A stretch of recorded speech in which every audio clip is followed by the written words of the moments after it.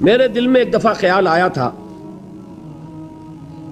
جس وقت ابو جہل حضرت سمیہ اور حضرت یاسر کے ساتھ یہ سلوک کر رہا تھا،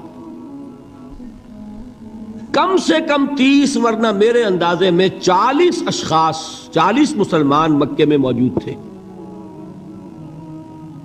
میرے دل میں اچانک ایک خیال آیا، کیا یہ بے غیرت تھے، بے حمیت تھے؟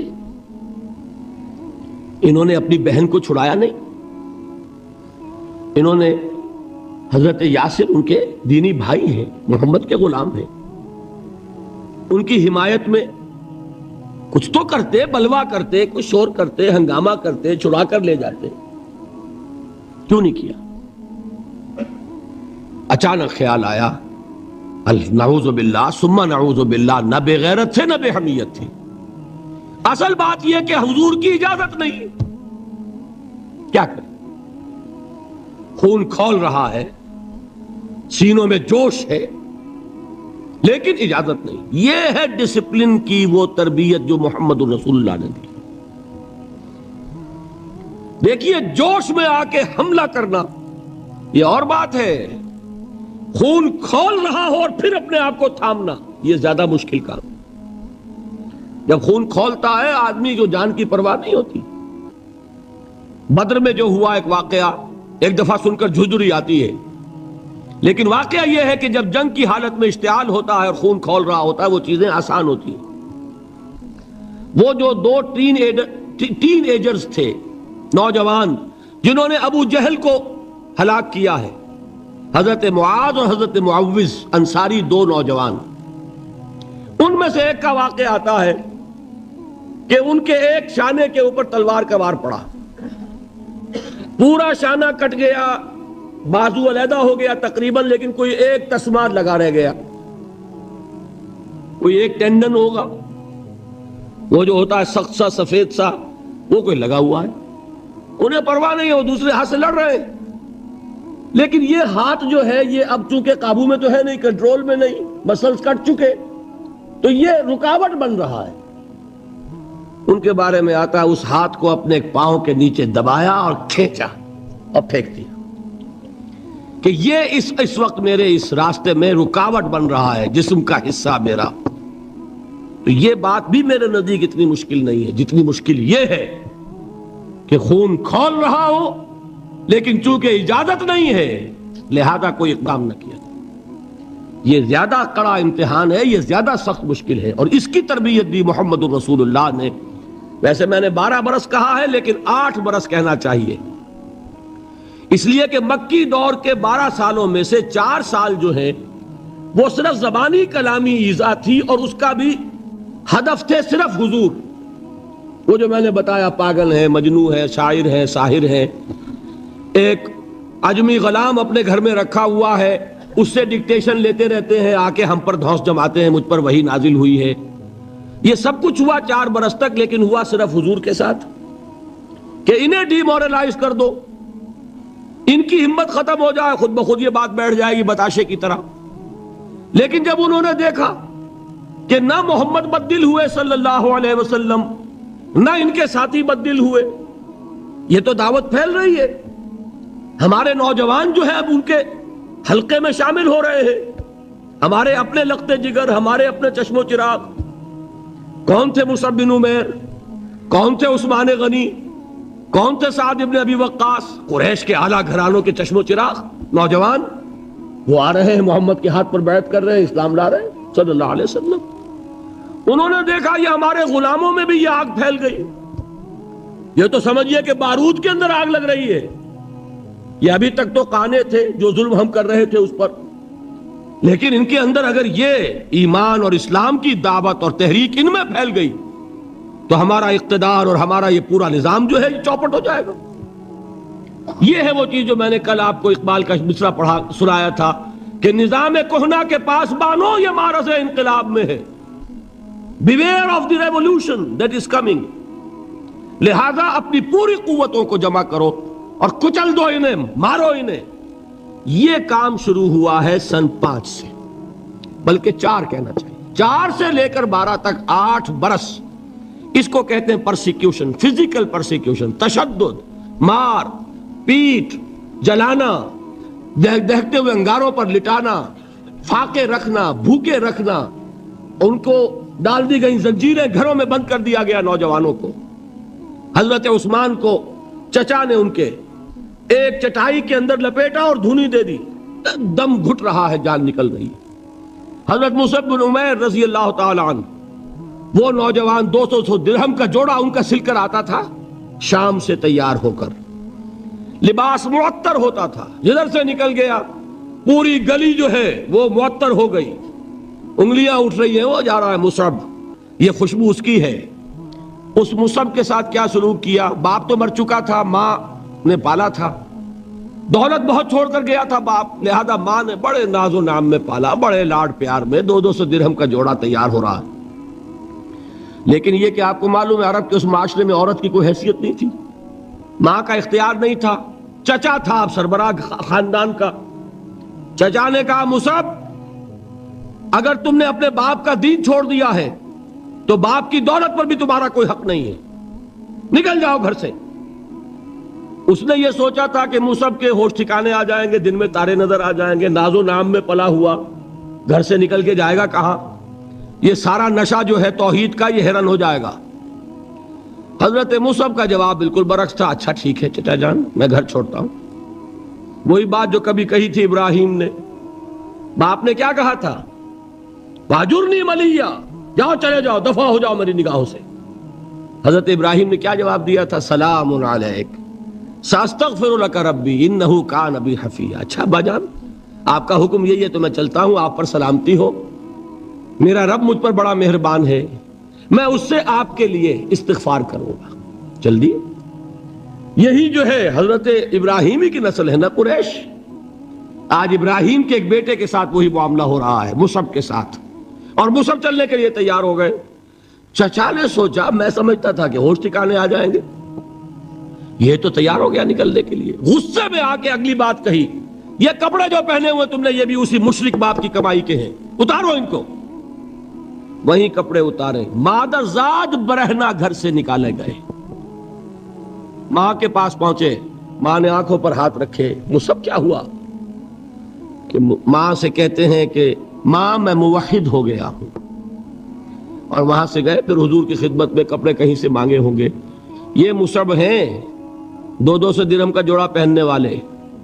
جب حضور پر مدینے کے 12 افراد ایمان لائے تھے، بیعت عقبہ اولیٰ ہوئی، انہوں نے کہا کہ حضور ہمیں کوئی شخص اپنا ایسا شاگرد دیجئے جو ہمیں قرآن پڑھا سکے۔ حضور نے حکم دیا مصعب جاؤ، اب مدینے جاؤ، یثرب جاؤ، یثرب والوں کو قرآن پڑھاؤ، انہیں تبلیغ کرو۔ مصعب گئے ہیں وہاں، 1 سال کی کمائی 75 افراد لا کر حضور کے جھولی میں اگلے سال ڈال دیے کہ حضور یہ میری 1 سال کی کمائی ہے۔ 72 مرد 3 عورتیں، انہوں نے وہ بیعت کی تھی، بیعت عقبہ ثانیہ، جس کے الفاظ کل میں نے آپ کو سنائے تھے، بایعنا رسول اللہ صلی اللہ علیہ وسلم علی السمع والطاعت فی العسر والیسر والمنشط والمکرہ وعلی اثرۃ علینا وعلی لا ننازع الامر اہلہ وعلی ان نقول بالحق اینما کنا لا نخاف فی اللہ لومۃ لائم۔ یہ 72 مرد تھے مدینے کے جنہوں نے یہ بیعت کی۔ پھر انہوں نے ریکویسٹ کی کہ حضور اب آپ ہمارے ہاں تشریف لائیے، ہم اگر یہ مکے والے وہاں حملہ کریں گے تو ہم آپ کی حفاظت کریں گے جیسے کہ اپنے اہل و عیال کی کرتے ہیں۔ بہرحال وہ مصعب بن عمیر ہیں جو غزوہ احد میں شہید ہوئے، اور جب شہید ہوئے تو ان کے جسم پر صرف ایک چادر تھی۔ ایک بات تو یہ نوٹ کیجئے، موضوع سے ذرا بات تھوڑی ادھر ادھر جا رہی ہے، لیکن یہی چیزیں ہیں اصل میں کہ جو ہمارے دلوں کو منور کرنے والی ہیں نور ایمان سے۔ وہ علم بردار تھے غزوہ احد میں، جھنڈا مسلمانوں کا ان کے پاس تھا۔ ایک ہاتھ پر، ایک شانے پر وار پڑا، ہاتھ کٹ گیا، دوسرے سے تھاما، دوسرے پہ کٹ گیا، اب دونوں حصوں کے بچے ہوئے ٹکڑوں سے جھنڈے کو تھاما، گرنے نہیں دیا، یہاں تک کہ شہید ہو گئے۔ گرے ہیں تو جھنڈا گرا ہے۔ شکل میں حضور سے بہت مشابہ تھے، خبر اڑ گئی کہ محمد شہید ہو گئے صلی اللہ علیہ وسلم۔ یہ مصعب بن عمیر کا واقعہ ہے۔ جب ان کو اب دفن کرنے کا وقت آیا، اور شہید کے لیے کفن جو ہے اس کا وہی لباس ہوتا ہے جو شہادت کے وقت ہے، حضور کے سامنے ایک پرابلم پیش کیا گیا. حضور مصعب کے جسم پر تو ایک چادر تھی اور وہ چادر بھی اتنی چھوٹی ہے, یعنی 2 گز کی چادر بھی نہیں ہے. اس سے اگر سر ڈھانپتے ہیں مصعب کا تو پیر کھل جاتے ہیں, پیر ڈھانپتے ہیں تو سر کھلتا ہے, کیا کریں؟ حضور نے فرمایا سر ڈھانپ دو چادر سے اور پیروں پر گھاس ڈال دو. یہ آخری لباس ہے جو محمد کے اس دیوانے کو اس دنیا سے رخصت ہوتے ہوئے ملا ہے, جس کا 200 درہم کا جوڑا چلتا تھا. یہ ہے صبر. برداشت کیا کہ نہیں کیا؟ تو یہ جان لیجئے, میں جو بات فلسفے کی سمجھانا چاہتا تھا وہ یہ جو پیسیو ریزسٹنس ہے 8 سال جو رہی ہے کہ تمہیں ماریں, تمہیں تکلیفیں پہنچائیں, تم پر جو بھی آئے جھیلو, برداشت کرو, تمہیں ہاتھ اٹھانے کی اجازت نہیں. اصل میں انقلابی عمل میں یہ بہت فیصلہ کن چیز ہے. اس کی وجہ کیا ہے؟ دیکھیے, اگر شروع ہی سے انقلابی لوگ وائلنٹ ہو جائیں گے تو ظاہر بات ہے وہ تو تھوڑے ہوتے ہیں, گنتی کے ہوتے ہیں. جو نظام قائم ہے اس کے پاس طاقت بہت ہوتی ہے, اس نظام کو اخلاقی جواز حاصل ہو جائے گا ان کو کچل دینے کا, ختم کر دینے کا. اب جب کہ وہ ہاتھ نہیں اٹھا رہے تو اخلاقی جواز تو نہیں ہے نا. اب اگر مارا جا رہا ہے تو عوام الناس کی دلی ہمدردیاں ان کے ساتھ ہوتی چلی جاتی ہیں. یہ امیہ ابن خلف نے بلال کو آج اتنا مارا, کیوں مارا؟ کیا بلال نے کوئی چوری کر دی تھی؟ نہیں بھائی. کیا کوئی اور گستاخی کی تھی اپنے آقا کی؟ نہیں. کہیں معاذ اللہ اس نے اپنے آقا امیہ ابن خلف کی بیٹی کے اوپر تو کوئی نہیں ہاتھ اٹھا دیا تھا؟ نہیں. تو کیا وجہ ہوئی؟ بس صرف یہ وجہ ہے کہ وہ ایک اللہ کو مانتا ہے اور محمد پر ایمان لے آیا صلی اللہ علیہ وسلم. بتائیے اس کا کیا اثر ہوگا؟ یہ خباب بن الارت پیشے کے لحاظ سے لوہار تھے.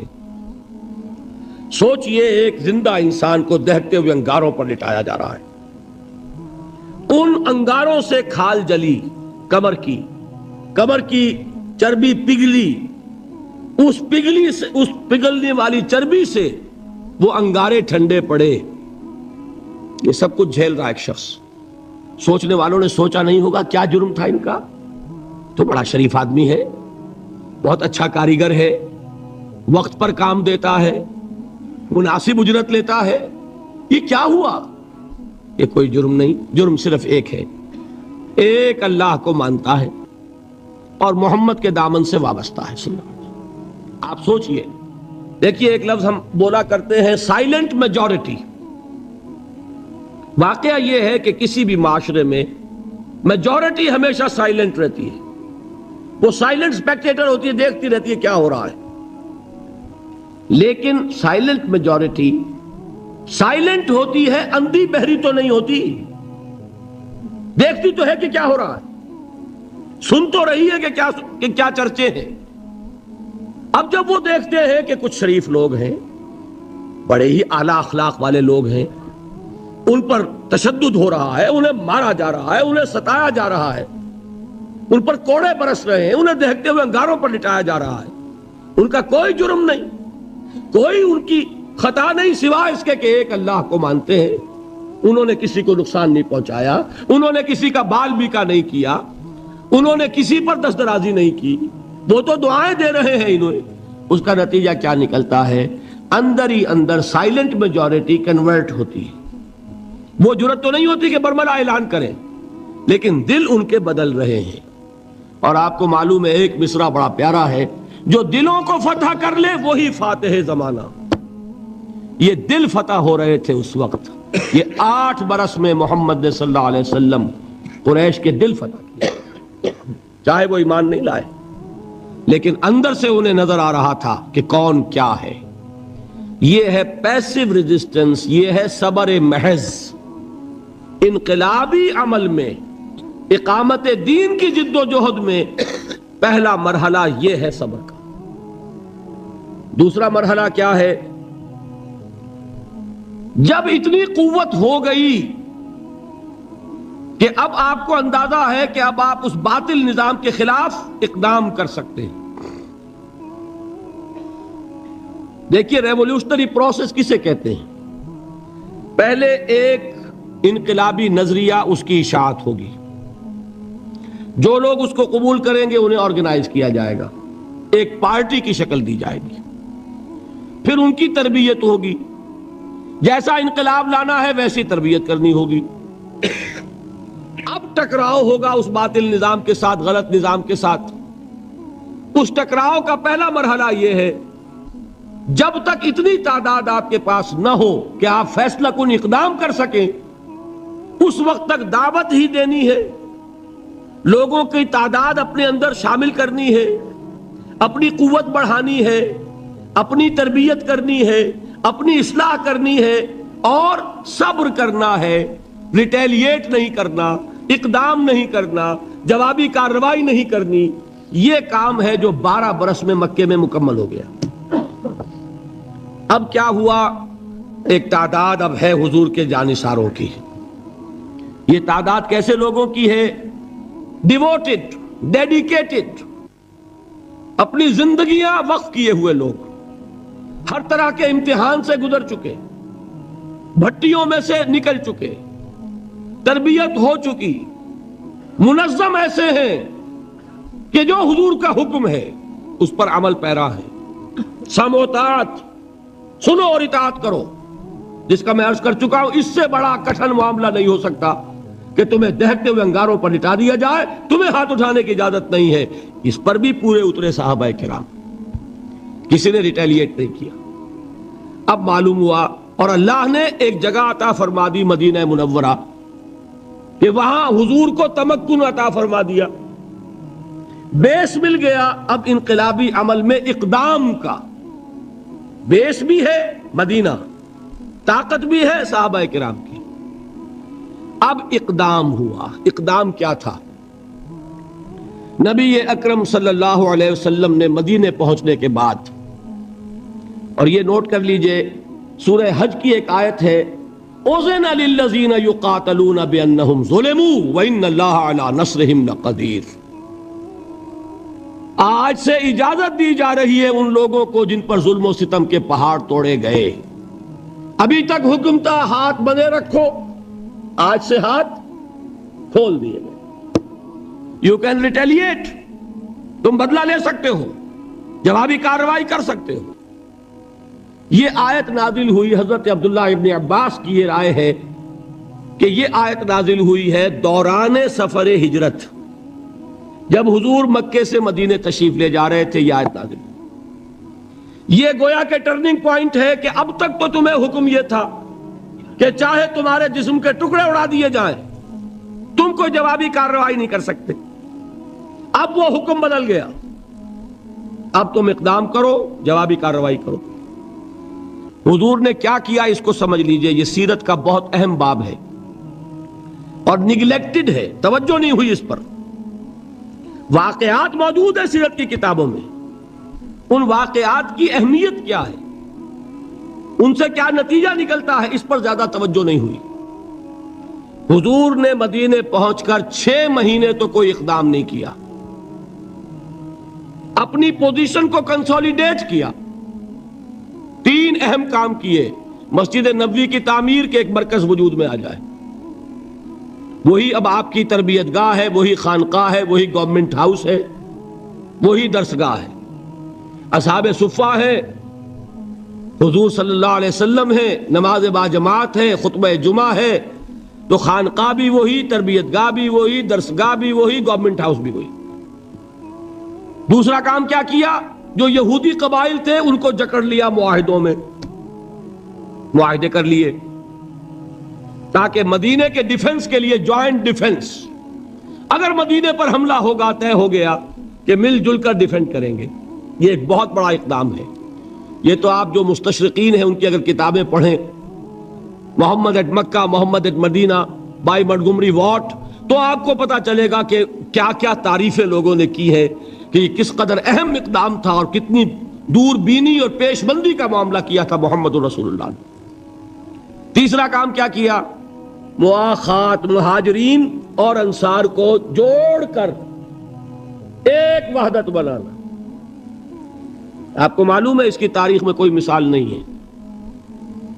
ایک انصاری ایک مہاجر بھائی ہو گئے تو لوگوں نے گھر تقسیم کر دیے, دکانیں تقسیم کر دی, کاروبار بانٹ دیے.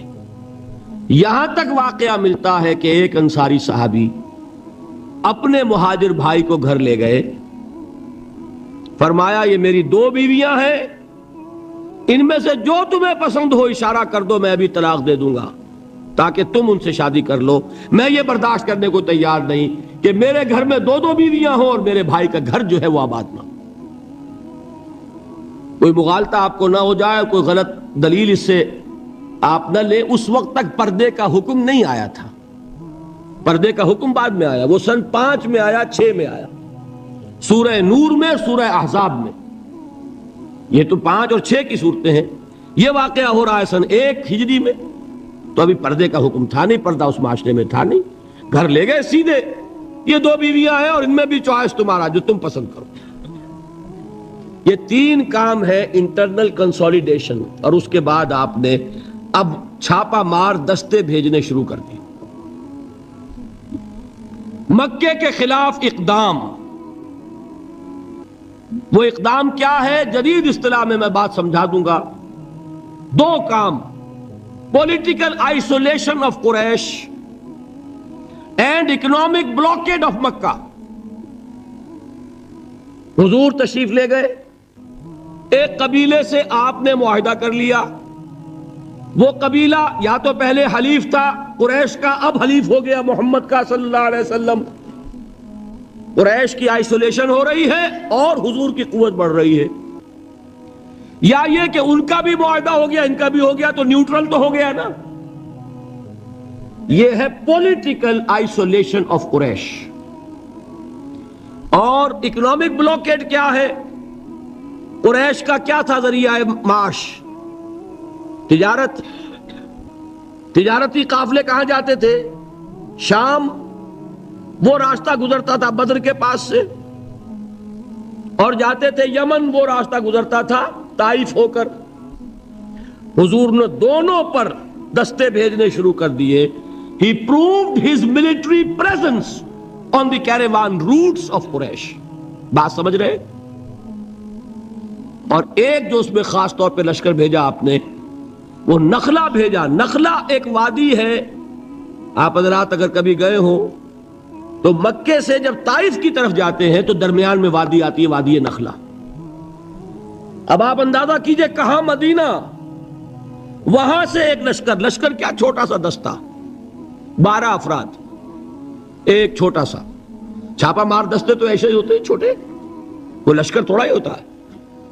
حضرت عبداللہ ابن جہش اس کے کمانڈر, انہیں ایک سیلڈ لیٹر دیتے ہیں حضور, مہر لگا ہوا, کہ مدینے سے 2 دن کی مسافت پر باہر نکل کر پھر کھولنا اس کو, اور جو اس میں لکھا ہوا ہے انسٹرکشنز جو ہے کیری آؤٹ کرو. اتنی سیکریسی. جب وہ نکلے 2 دن کے فاصلے پہ باہر چلے گئے, کھولا, لکھا ہے وادی نخلا میں قیام کرو اور وہاں جا کر قریش کی نقل و حرکت پر نگاہ رکھو اور ہمیں اطلاع دیتے رہو. اب یہ 300 میل کا سفر کر کے وہاں پہنچے ہیں. وہاں اتفاق سے ایک قافلہ قریش کا گزر رہا تھا, اس سے مٹ بھیڑ ہو گئی, مقابلہ ہوا. ایک آدمی قرشی جو ہے کافر مشرک, وہ ان کے ہاتھوں مارا گیا. 2 کو انہوں نے گرفتار کیا, باقی بھاگ گئے. تو جو مال غنیمت تھا وہ لے کر آ گئے. حضور ناراض ہوئے کہ میں نے تمہیں اس کا حکم نہیں دیا تھا, میں نے صرف یہ کہا تھا کہ وہاں قیام کر کے ہمیں انفارم کرتے رہو. لیکن یہ بات ریکارڈ پر آ جانی چاہیے کہ ہجرت کے بعد پہلا قتل جو ہوا مسلمانوں کے ہاتھوں ایک مشرک کا ہوا. یہ تھی جس نے مکے میں آگ لگا دی. اتنی جرت ہو گئی محمد کی صلی اللہ علیہ وسلم. ادھر سے وہ ابو سفیان لے کر گئے ہوئے تھے قافلہ, تجارتی قافلہ, وہ واپس آ رہا تھا. اس کی طرف سے ایک پیغام پہنچ گیا کہ میرے قافلے کو خطرہ ہے محمد کے آدمیوں سے صلی اللہ علیہ وسلم, لہذا فوراً کوئی انتظام کرو مدد کا. یہ ہے وہ چیز جس کی آڑ لے کر ابو جہل جیسے لوگوں نے لشکر تیار کیا اور بدر کی طرف مارچ کیا. یہاں سے پہلی جنگ ہوئی ہے غزوہ بدر سن 2 ہجری میں. اگر حضور اقدام نہ کرتے حضور نے یہ دستے بھیجے نہ ہوتے، اگر مسلمانوں کے ہاتھوں ایک کافر کا قتل نہ ہوتا، اگر وہ راستہ جو ہے تجارتی راستہ وہ مخدوش نہ ہو گیا ہوتا، بدر کی جنگ نہ ہوتی۔ یہ اقدام تھا محمد الرسول اللہ صلی اللہ علیہ وسلم کا، جس کے نتیجے میں final phase of revolution, armed conflict, وہ اب شروع ہوا ہے سن 2 میں، جاری رہا سن 8 تک۔ اندرون ملک عرب یہ 6 سال ہیں۔ ان 6 سالوں میں غزوہ بدر، غزوہ احد، غزوہ احزاب، یہ سارے غزوے ہو گئے، پھر فتح مکہ، پھر یہ کہ غزوہ حنین، طائف کا محاصرہ، سن 8 تک یہ معاملہ مکمل ہو گیا۔ جاء الحق وزهق الباطل ان الباطل کان زہوقا۔ جب یہ فیز شروع ہوا ہے تو یہ آیتیں نازل ہوئی جو میں نے سنائی تھی آپ کو، یا ایھا الذین آمنوا استعینوا بالصبر والصلاۃ، اے مسلمانوں، اہل ایمان، مدد حاصل کرو، اب جو نیا فیز شروع ہو چکا ہے تمہاری جد و جہد کا۔ یہ مدنی آیت ہے نا، مدنی صورت ہے۔ وہ جد و جہد کا دور جو تھا مکی وہ کچھ اور تھا، یہ کچھ اور ہے۔ اس میں تو اب تمہیں آگے بڑھنا ہے، کفر پر اور شرک پر حملہ آور ہونا ہے، اقدام کرنا ہے، چیلنج کرنا ہے۔ فاستعینوا بالصبر والصلاۃ، مدد حاصل کرو کس سے؟ صبر سے اور نماز سے۔ ان اللہ مع الصابرین، جان لو کہ اللہ تعالیٰ صبر کرنے والوں کے ساتھ۔ ولا تقولوا لمن يقتل في سبيل الله اموات، اور ہرگز نہ کہو اسے جو اللہ کی راہ میں قتل ہو جائے کہ وہ مردہ ہے۔ بل احیاء ولکن لا تشعرون، نہیں، وہ زندہ ہے لیکن تمہیں ان کا شعور نہیں ہے۔ اور سنیے اب یہ آیت اہم ترین ہے صبر کے موضوع پر۔ وَلَنَبْلُوَنَّكُمْ بِشَيْءٍ مِّنَ الْخَوْفِ وَالْجُوعِ وَنَقْصٍ مِّنَ الْأَمْوَالِ وَالْأَنفُسِ وَالثَّمَرَاتِ وَبَشِّرِ الصَّابِرِينَ، اور دیکھو ہم تمہیں آزمائیں گے۔ وَلَنَبْلُوَنَّكُمْ، ہم لازماً آزمائیں گے تمہیں، بِشَيْءٍ مِّنَ الْخَوْفِ، خوف کی کیفیت طاری کر کے، والجوع، بھوک، فقر اور فاقہ، ونقص من الاموال، مالی نقصان، والانفس، جانی نقصان، والثمرات، اور ثمرات، پھلوں اور میووں کا نقصان۔ میرے نزدیک یہاں پر ثمرات کا مفہوم ایک اور بھی ہے۔ ایک تو صاف تھا کھجور کی فصل تیار ہے، غزوہ تبوک جانے کا حکم مل گیا، کون اتارے گا؟ اور کھجور وقت پر اتری نہیں، برباد ہو جائے گی۔ یہ ہو رہا ہے نا میووں کا نقصان۔ اور میرے نزدیک یہاں یہ بھی ہے، بسا اوقات بہت سی محنتوں کا نتیجہ انسان دیکھتا ہے کہ ضائع چلا گیا۔ میں نے 10 سال محنت کی، حاصل کوئی نہیں نکلا۔ یہ ثمرات کیا ہیں؟ محنتیں، محنتوں کے ثمرات کا ضیاع۔ کوشش آپ نے کی، قسمت کی خوبی دیکھیے، ٹوٹی کہاں کمن، 2-4 ہاتھ جب کے لبے بام رہ گئے۔ Be prepared. ایک شاعر کے یہ اشعار ہیں، وہ کمیونسٹ تھا، میں نام بھی نہیں لیتا، لیکن یہ کہ یہ اسی انقلابی، چونکہ ان کا بھی ایک انقلابی نظریہ ہے، انقلابی عمل میں یہ سارے مراحل آتے ہیں۔ کوئی سیٹ بیک آیا فرض کیجئے، کوئی ناکامی ہو گئی، تو اپنے ساتھیوں کو دل بندھانے کے لیے یہ فصل امیدوں کی ہمدم اس بار بھی غارت جائے گی، سب محنت صبحوں شاموں کی اب کے بھی اکارت جائے گی۔ میرے نزدیک یہ ثمرات کا جو لفظ یہاں آیا ہے، وَنَقْصٍ مِّنَ الْأَمْوَالِ وَالْأَنفُسِ وَالثَّمَرَاتِ، سب محنت صبحوں شاموں کی اب کے بھی اکارت جائے گی۔ دھرتی کے کونوں کھدروں میں پھر اپنے لہو کی کھاد بھرو، پھر مٹی سینچو اشکوں سے، پھر اگلی رت کی فکر کرو، پھر اگلی رت کی فکر کرو، جب پھر ایک بار اجڑنا ہے۔ ایک فصل پکی تو بھر پایا، تب تک تو یہی کچھ کرنا ہے۔ ایک مقصد ہے سامنے، انقلاب برپا کرنا ہے۔ ایک کوشش ناکام ہو جائے کوئی پرواہ نہیں، نیکسٹ، پھر تیار رہو ناکامی کے لیے، ایسا نہ ہو جو انگریزی میں کہتے ہیں hope for the best but be prepared for the worst.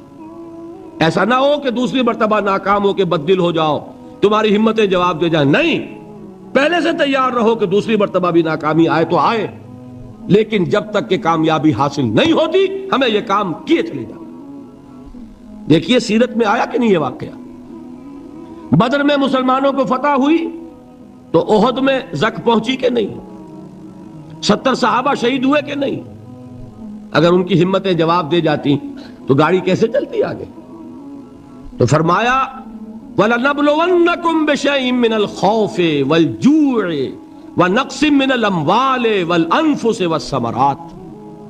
ہم تمہیں لازماً آزمائیں گے خوف کی کیفیت سے, فقر و فاقے کی کیفیت سے, بھوک سے, جان کے نقصان سے, مال کے نقصان سے, محنتوں کے حاصل کے ضائع ہو جانے سے. وَبَشِّرِ الصَّابِرِينَ, اور اے نبی بشارت دیجئے صبر کرنے والوں کو.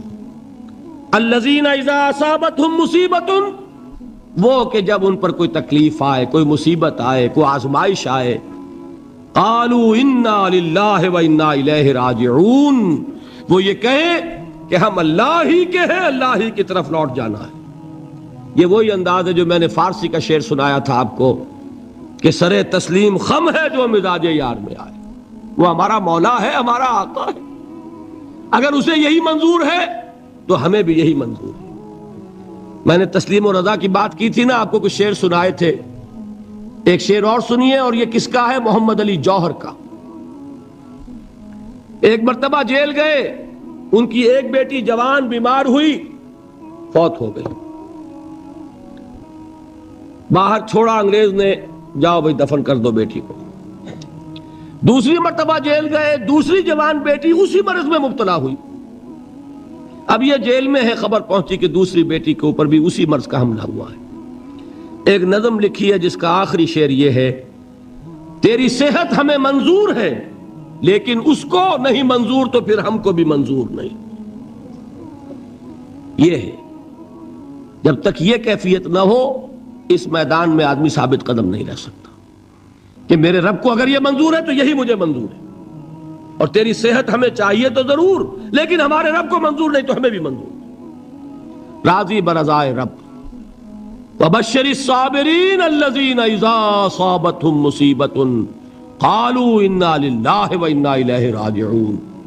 نہ شود نصیب دشمن کے شود ہلاک تیغت, سر دوستہ سلامت کے تو خنجر آزمائی.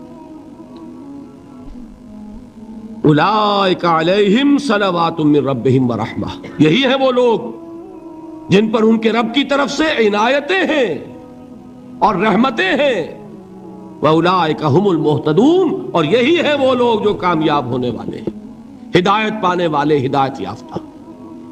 اسی سورہ بقرہ میں ذرا آگے چل کر, یہ تو ہے 20واں رکوع, 19واں رکوع, 21ویں رکوع کی پہلی آیت ہے, لَيْسَ الْبِرَّ أَن تُوَلُّوا وُجُوهَكُمْ قِبَلَ الْمَشْرِقِ وَالْمَغْرِبِ وَلَٰكِنَّ الْبِرَّ مَنْ آمَنَ بِاللَّهِ وَالْيَوْمِ الْآخِرِ وَالْمَلَائِكَةِ وَالْكِتَابِ وَالنَّبِيِّينَ وَآتَى المال على حبه ذوي القربى واليتامى والمساكين وابن السبيل والسائلين وفي الرقاب وأقام الصلاة وآتى الزكاة والموفون بعهدهم إذا عاهدوا والصابرين في البأساء والضراء وحين البأس.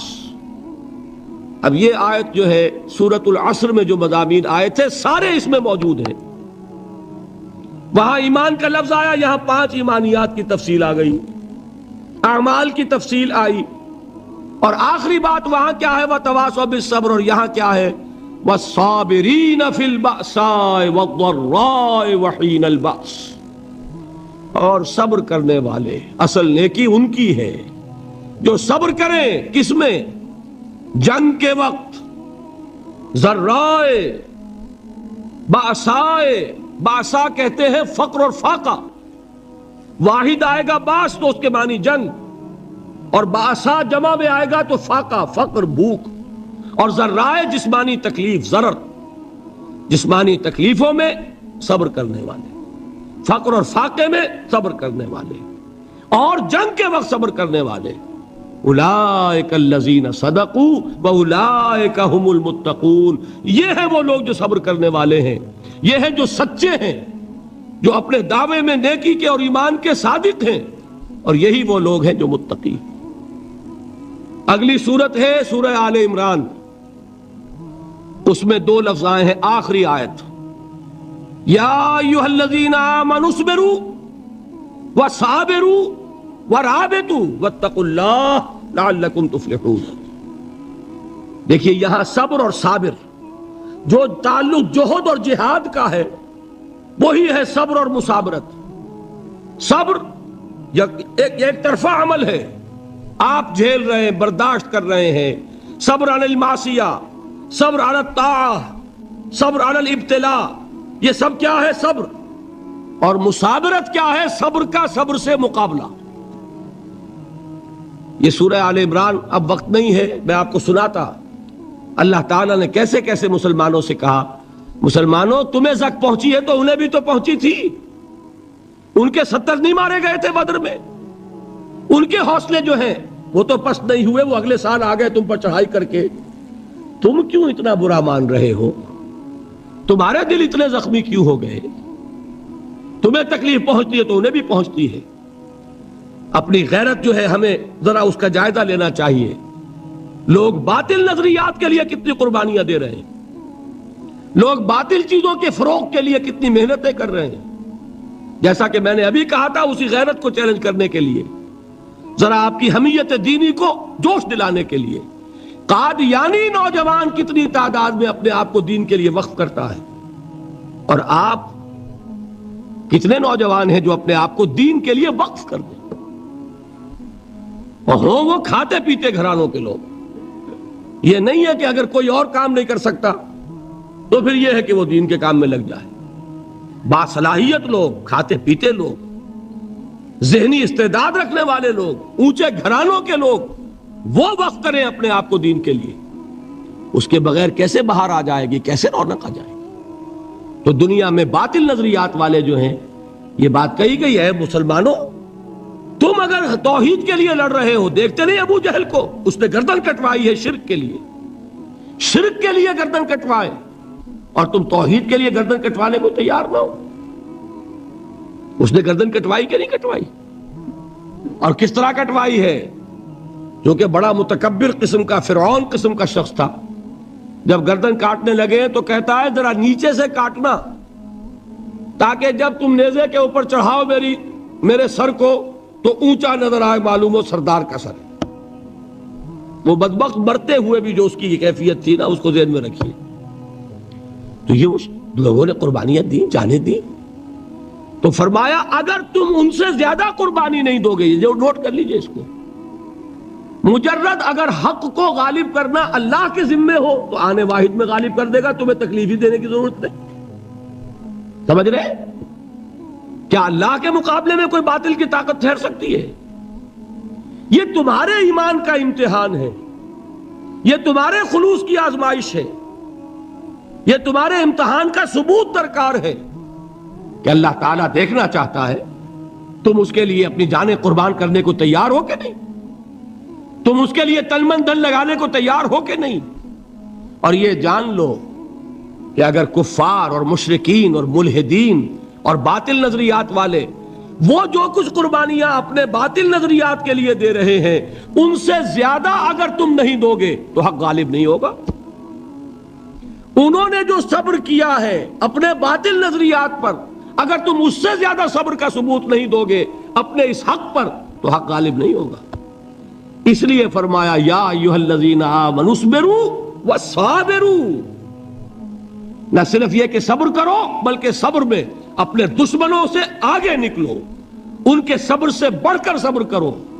ورابطوا، مرابطہ کہتے ہیں چوکس رہنا، ہوشیار، پہرا دو، ایسا نہ ہو کہ دشمن جو ہے غفلت میں تمہارے اوپر کوئی حملہ جو ہے کر بیٹھے۔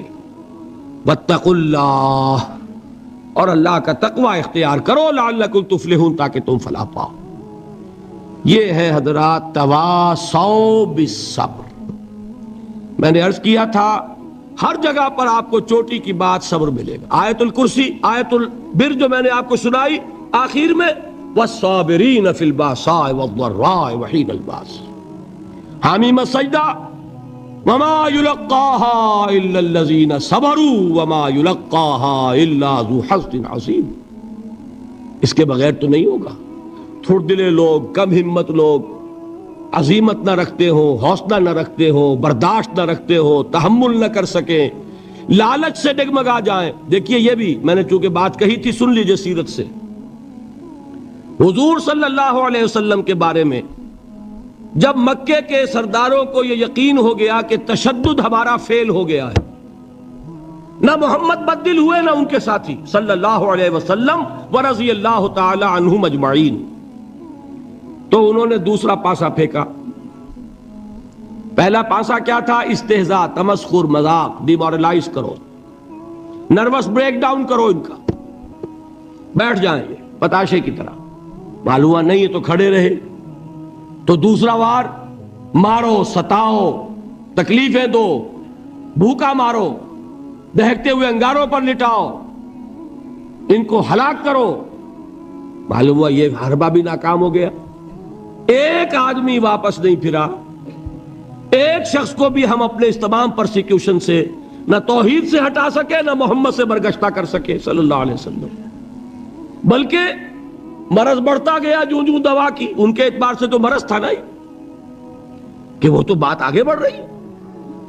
ہم نے جتنا دبایا، وہ جو کہا ہے کہ اتنا ہی یہ ابھرے گا جتنا کہ دبا دیں گے، تو ہمارا دباؤ جو ہے وہ ناکام ہو گیا. تو تیسرا بار آیا تھا. وہ کیا تھا؟ سفارت آئی ابو طالب کے پاس. دیکھو ابو طالب، تمہارا بھتیجا جو ہے وہ ہمارے معبودوں کو باطل ٹھہرا رہا ہے. ہم تنگ آ چکے ہیں. اگر تو اسے بادشاہت چاہیے، اگرچہ ہم کسی بادشاہت کے عادی نہیں ہیں، لیکن ہم اسے اپنا بادشاہ بھی مان لیں گے. اگر اسے دولت چاہیے، وہ اشارہ کرے، ہم سیم و زر کے انبار اس کے قدموں میں لگا دیں گے. اور کہیں نکاح کرنا چاہے اشارہ کر دے، جس اونچے سے اونچے گھرانے میں وہ چاہے گا قریش کے، ہم اس کی شادی کر دیں گے. تینوں ہی لالچ ہے نا دنیا میں. ویسے تو زر، زن، زمین، آپ کے ہاں یہ تین زے مشہور ہیں. زر، زن، زمین. زمین کو اقتدار سمجھ لیجئے، قوت سمجھ لیجئے، دبدبہ سمجھ لیجئے. زن، زر اور حکومت، تینوں پیشکشیں انہوں نے کی. دیکھیے یہ ہوتے ہیں مرحلے تحریکوں کے لیے بہت ہی نازک. نبی کے لیے تو خیر کوئی امکان نہیں تھا. غیر نبی ہو تو سوچے گا نا، یہ بادشاہ بنا رہے ہیں، بادشاہ بنو، اس وقت تھوڑا سا کمپرومائز کر لو، پھر ہاتھ میں قوت آ جائے گی تو پھر سب ٹھیک کر لیں گے. اگرچہ کبھی ٹھیک نہیں ہوتا، وہ ٹھیک ہوتا ہے اسی پروسیس سے جو محمد الرسول اللہ نے اختیار کیا. یہ تمام ٹیمپٹیشنز ہوتی ہیں، راستے سے بھٹکانے کی کوشش، کہ دباؤ سے نہیں مانے تو یہ لالچ جو ہے یہ انہیں ہٹائے. کیا جواب تھا حضور کا صلی اللہ علیہ وسلم؟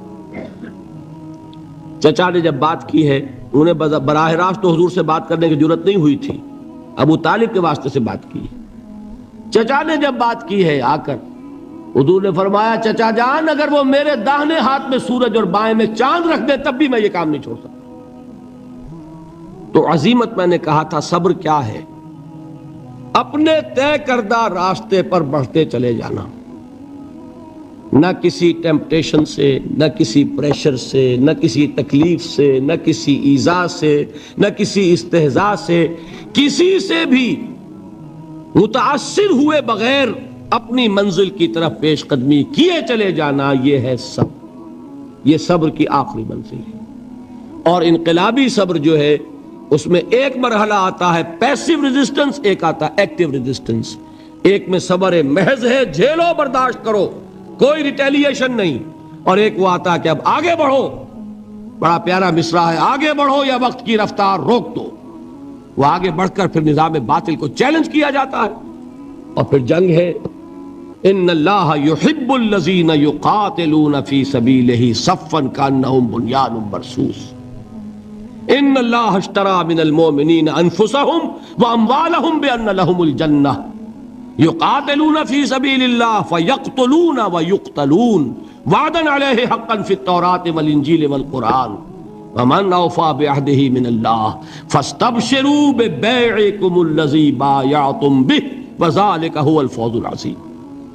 اللہ نے اہل ایمان سے ان کے جانیں اور ان کے مال خرید لیے ہیں جنت کے عوض۔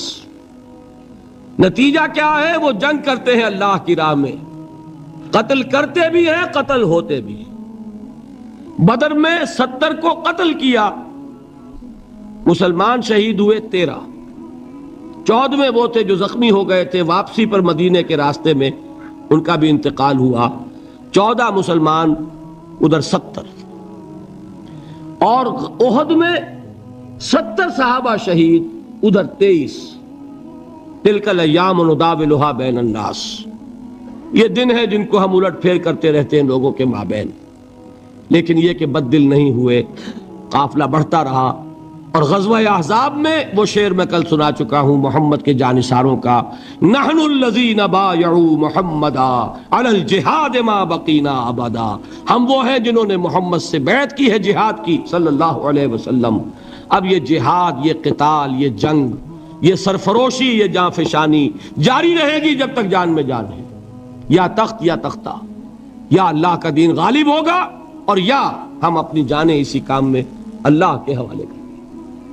اللہ تعالیٰ مجھے اور آپ کو اس کی توفیق دے کہ ایمان کے عملی تقاضوں کو پورا کرنے میں، اللہ کے دین کی دعوت کے لیے، دیکھیے تینوں لیول میں نے بیان کر دیے۔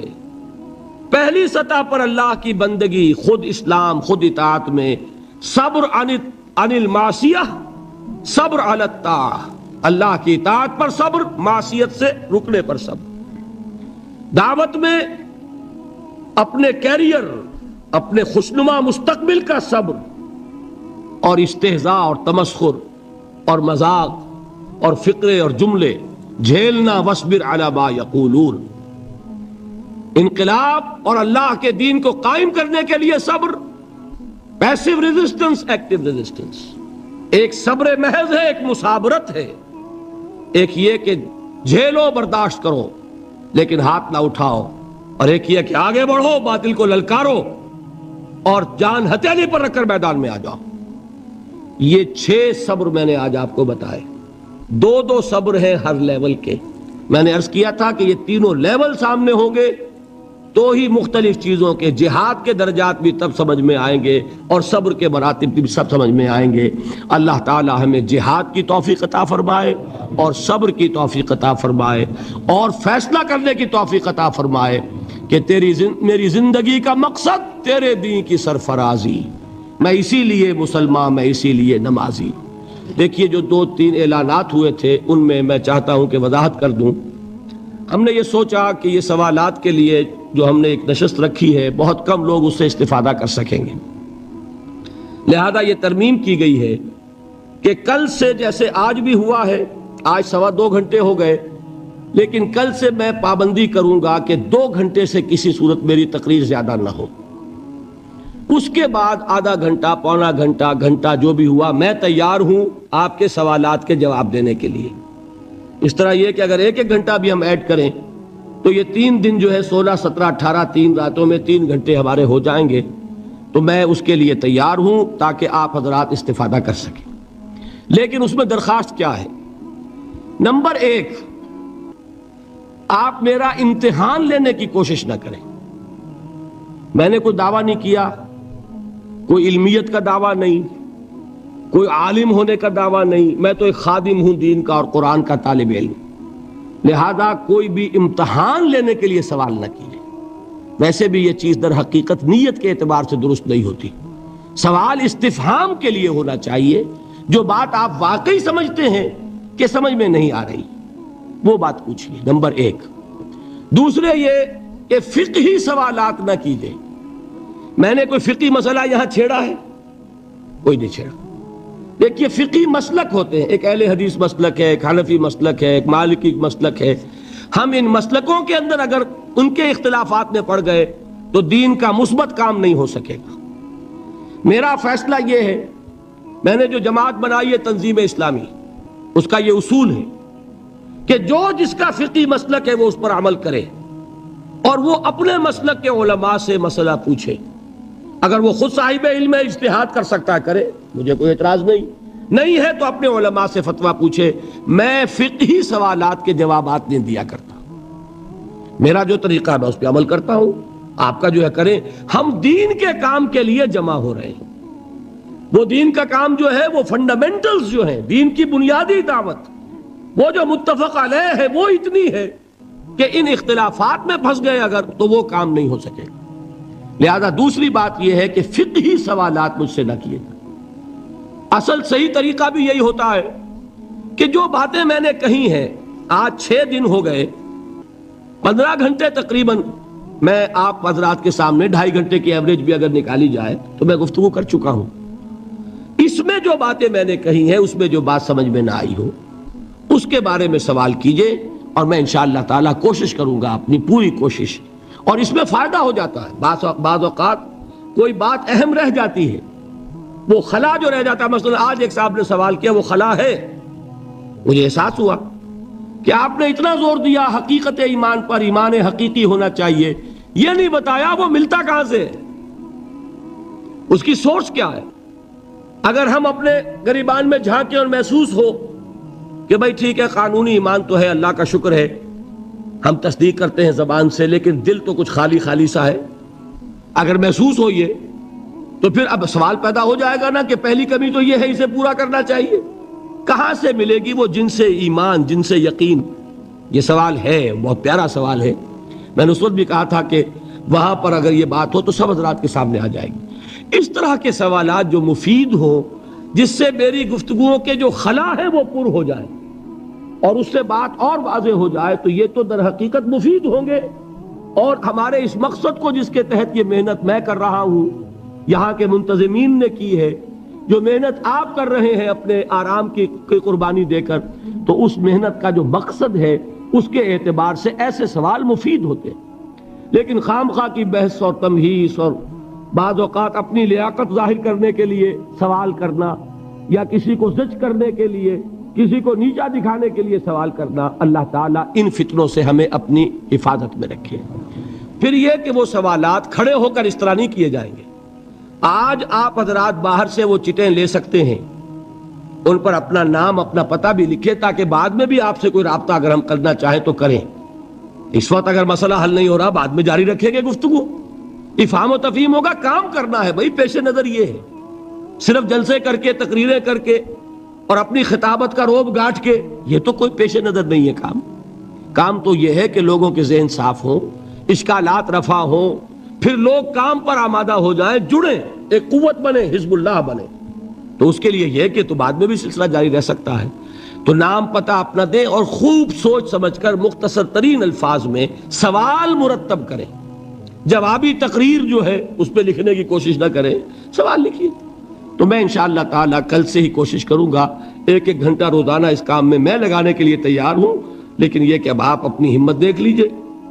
باقی یہ کہ وہ بھی نشست رکھیں گے اس روز، آخری جو باتیں رہ جائیں گی وہ پھر انشاءاللہ 19 کی صبح کو کوئی 9 بجے سے لے کر اور 11 ساڑھے 11 تک 2-2.5 گھنٹے اس کا بھی انشاءاللہ انتظام کریں گے۔ لیکن کل سے یہ سوالات جو ہیں اس کے بعد، تقریر کے بعد، اس کا بھی سلسلہ شروع ہو جائے گا۔ تو اس کے لیے میں نے یہ گزارشات کی ہیں، ان چیزوں کو سامنے رکھ کر۔ اور ایک بات جو کہی تھی میں بھی کہنا چاہتا ہوں، یہ دیکھیے یہ آج 6واں دن ہے، اور واقعہ یہ میں نے پہلے بھی کہا تھا کہ میری بڑی ہمت افزائی ہوئی ہے اس ذوق و شوق کو دیکھ کر کے جس کا آپ نے ثبوت دیا ہے۔